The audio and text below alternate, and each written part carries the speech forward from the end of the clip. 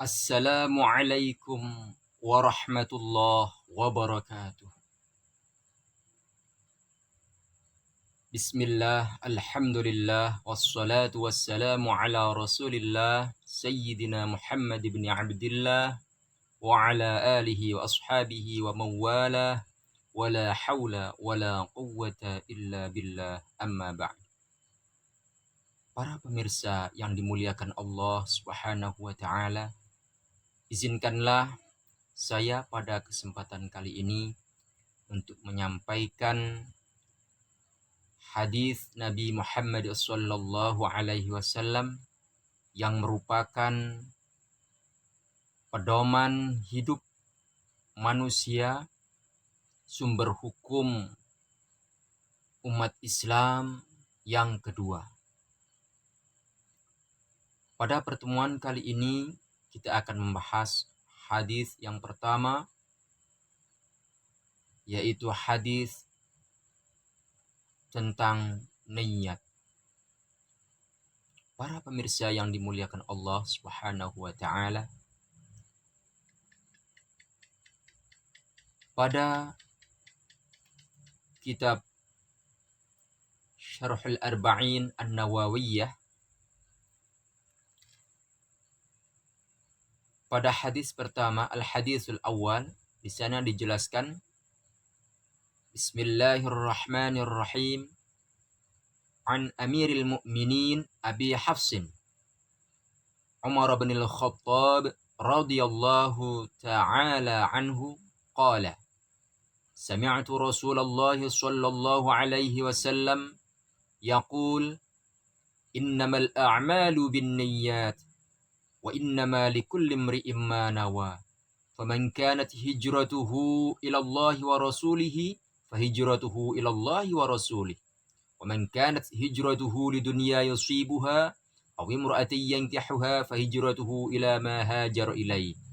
Rawahu Imam al-Muhadditsin Abu Abdullah Muhammad bin Ismail bin Ibrahim bin al-Mughirah ibn al-Mughirah ibn Bardizbah al-Bukhari wa Abu Husain Muslim ibn al-Hajjaj ibn Muslim al-Qushayri an-Naisaburi fi sahihayhima alladaini huma ashahul kutubil musannafah. Diceritakan, diriwayatkan dari Amirul Mukminin, seorang pemimpin orang-orang yang beriman. Siapakah beliau? Beliau mendapatkan julukan Abi Hafs, yaitu Umar bin Khattab. Umar bin Khattab, sahabat Nabi Muhammad sallallahu alaihi wasallam radhiyallahu anhu. Beliau berkata, Sami'tu Rasulullah sallallahu alaihi wasallam. Saya mendengar Rasulullah sallallahu alaihi wasallam yaqul, beliau bersabda, innamal a'malu binniyat, yang artinya sesungguhnya sahnya beberapa amal itu tergantung dengan niatnya. Wa innama likulli imri'in ma nawa, dan sesungguhnya bagi setiap orang itu akan mendapatkan apa yang dia niatkan. Faman kanat hijratuhu ila Allah wa rasulih fahijratuhu ila Allah wa rasulih. Maka barang siapa yang hijrahnya itu kepada Allah dan Rasulnya, maka hijrahnya itu berarti kepada Allah dan Rasulnya. Wa man kanat hijratuhu lidunya yusibuha aw imra'atin yankihuha fahijratuhu ila ma hajara ilaihi. Dan barang siapa yang hijrahnya itu karena dunia yang akan ia peroleh atau wanita yang dia akan menikahinya, maka hijrahnya itu adalah kepada apa yang dia hijrah karenanya. Hadis tersebut diriwayatkan oleh dua imam muhaddisin, dua imam ahli hadis, yaitu Abu Abdullah Muhammad ibni Ismail, Abu Abdullah Muhammad ibni Ismail ibni Ibrahim ibni al-Mughirah ibni Bardisbah al-Bukhari, yaitu Imam Bukhari yang mendapatkan julukan Abu Abdullah. Nama asli beliau adalah Muhammad bin Ismail bin Ibrahim bin Al-Mughirah bin Bardisbah, bangsa Bukhara. Dan diriwayatkan juga oleh Abul Husain Muslim bin al-Hajjaj ibni Muslimin al-Kushairiyu an-Naisaburi. Diriwayatkan juga oleh Abul Husain, yaitu Imam Muslim ibnul Hajjaj, putra al-Hajjaj, putra Muslim al-Kushairi, bangsa Kushairi an-Naisaburi. Dalam kitab sahihnya, yang mana kedua kitab sahihnya itu adalah paling sahihnya beberapa kitab yang dikarangnya atau dikumpulkannya. Para pemirsa yang dimuliakan Allah Subhanahu wa Ta'ala,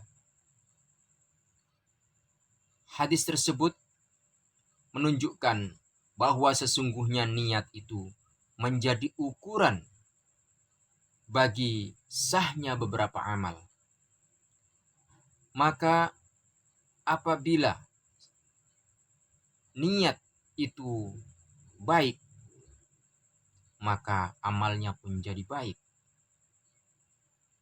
Dan sekiranya amal tersebut, sekiranya niat tersebut rusak, maka rusaklah amalnya. Dan apabila ditemukan suatu amal disertai niat, maka amal tersebut mempunyai 3 keadaan. Yang pertama, orang yang melakukan amal tersebut karena takut kepada Allah Subhanahu wa Ta'ala.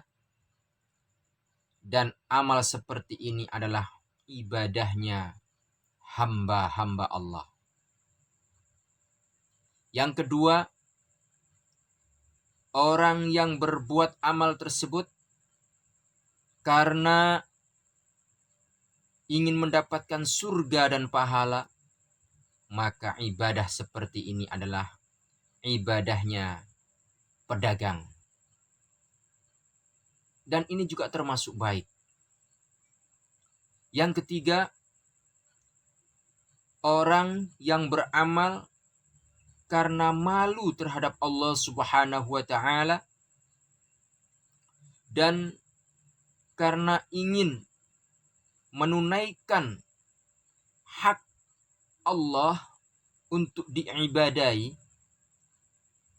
dan untuk menunaikan rasa syukur kepada Allah Subhanahu wa Ta'ala, dia melihat pada dirinya terhadap amalnya tersebut merasa kurang.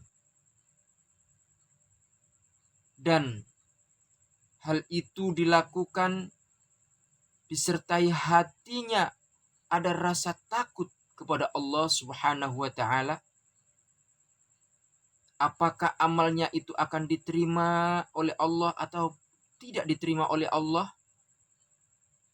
Maka ini adalah ibadahnya orang-orang pilihan.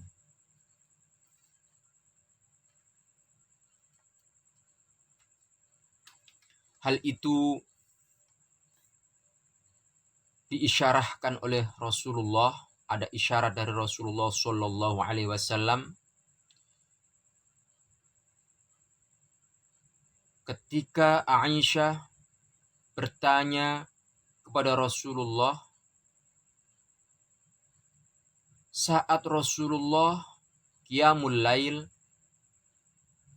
kemudian kedua telapak kaki Rasulullah bengkak, Aisyah berkata, "Ya Rasulullah, wahai Rasulullah, mengapa engkau melakukan hal ini? Toh padahal Allah Subhanahu wa taala sungguh telah mengampuni engkau, telah mengampuni dosa-dosa engkau yang telah lalu dan dosa-dosa engkau yang kemudian." Tapi apa jawab Rasulullah Muhammad sallallahu alaihi wasallam? "Afala akunu abdan syakura?" Apakah aku bukan hamba yang bersyukur?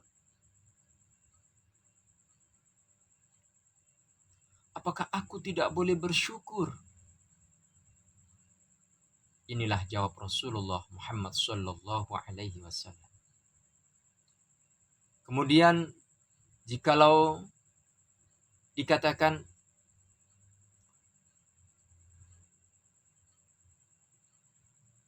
ibadah manakah yang paling afdol? Ibadah yang disertai rasa takut ataukah ibadah yang disertai rasa berharap kepada Allah Subhanahu wa taala? Mana yang lebih utama? Maka Imam Al-Ghazali menjawab,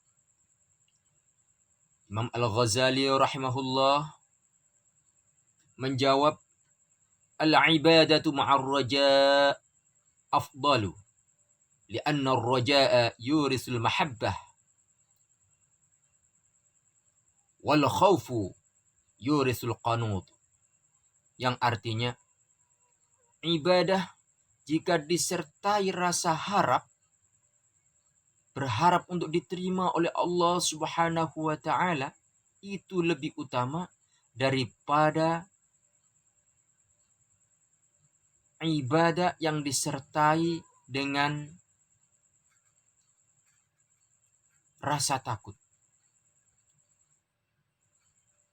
Karena ibadah yang disertai rasa harap kepada Allah itu akan mewariskan kecintaan, akan menimbulkan rasa cinta. Sedangkan amal ibadah yang disertai rasa takut itu mewariskan terputusnya rahmat Allah.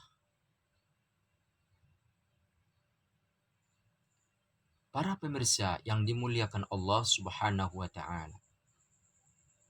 Dan tiga bagian tersebut itu tetap masih berada dalam haknya orang-orang yang ikhlas karena Allah Subhanahu wa taala. Kemudian perlu diketahui bahwa sesungguhnya ikhlas itu terkadang akan didatangi afat, akan didatangi musibah. Apakah musibah tersebut? Yaitu al-ujbu. Ujub. Ujub itu apa? Ujub itu mengagung-agungkan amal ibadahnya. Menunjukkan amal ibadahnya bahwa ibadahnya itu merasa paling baik, paling hebat.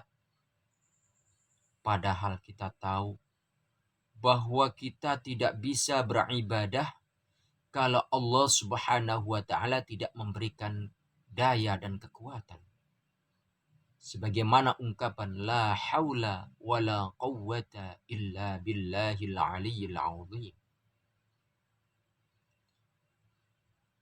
Maka barang siapa yang ujub dengan amalnya, maka amal tersebut akan habis, akan lebur, akan hancur pahalanya, akan terhapus pahalanya. menjadi sia-sia. Begitu juga takabur, orang yang sombong dengan amalnya, maka amalnya pun akan lebur, hancur, hilang pahalanya.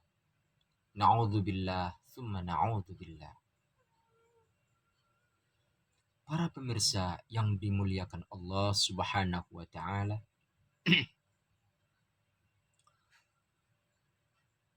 kemudian keadaan yang kedua,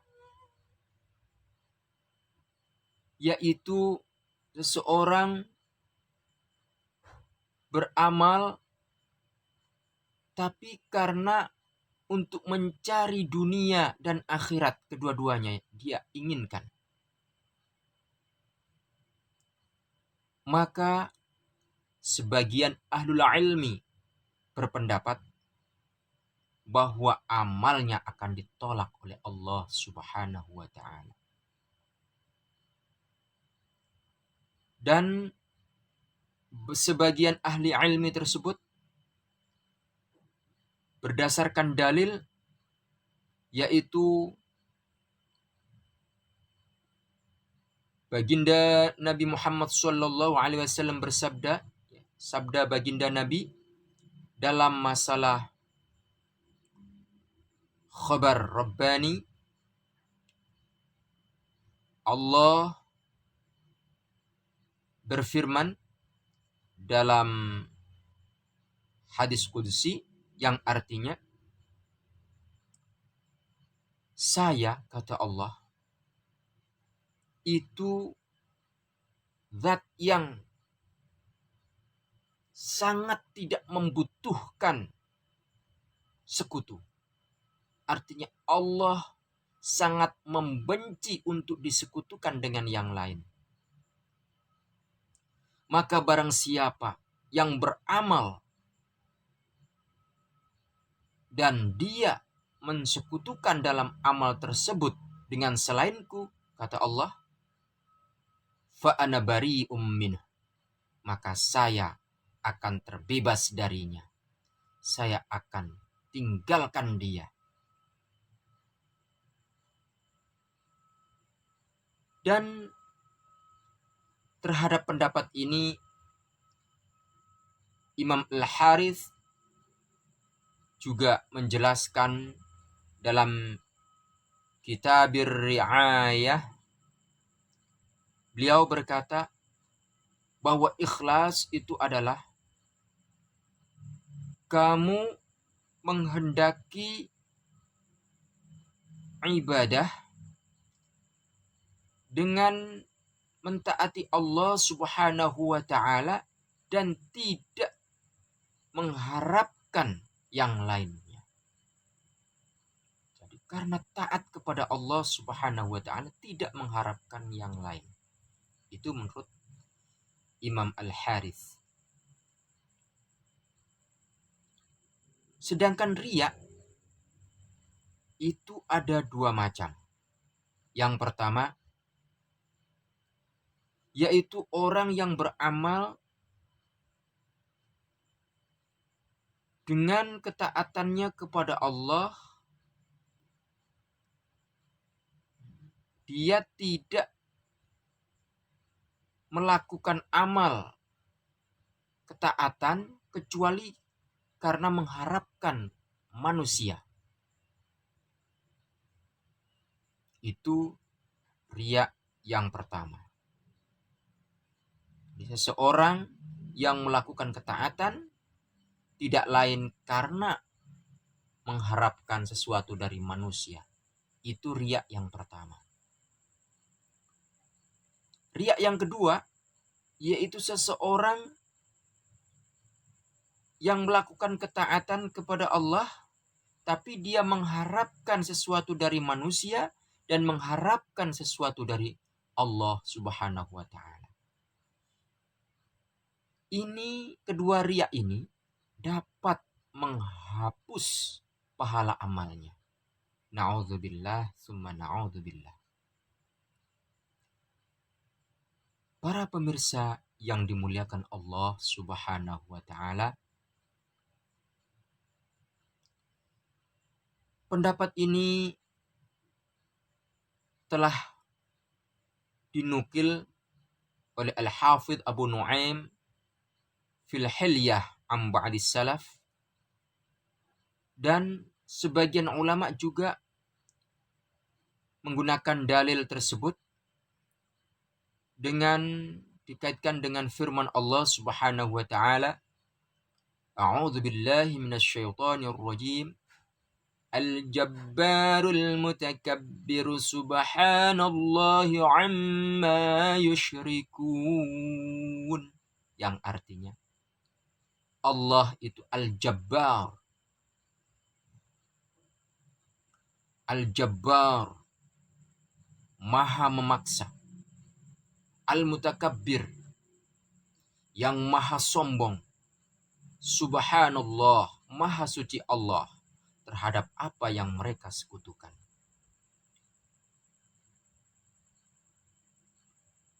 Maka sebagaimana Allah Subhanahu wa Ta'ala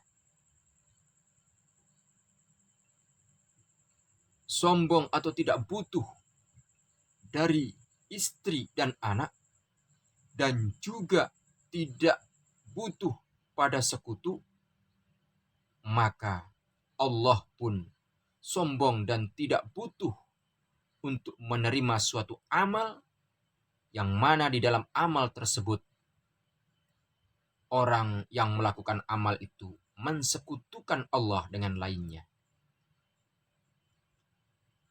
Maka sesungguhnya Allah itu adalah Zat yang maha besar dan maha sombong. Allah maha sombong. Karena Allah pantas untuk sombong. Sementara kita makhluk, apa yang kita sombongkan? Semua ini milik Allah, titipan Allah, yang suatu saat akan diambil oleh Allah Subhanahu wa Ta'ala dan dipertanyakan. Semua kita akan bertanggung jawab pada Allah Subhanahu wa Ta'ala. Para pemirsa yang dimuliakan Allah Subhanahu wa Ta'ala, mungkin untuk kesempatan kali ini sampai di sini dulu.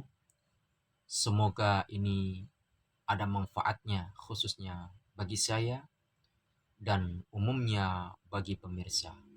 Hadanallahu wa iyyakum ajma'in. Tsumma assalamu alaikum warahmatullahi wabarakatuh.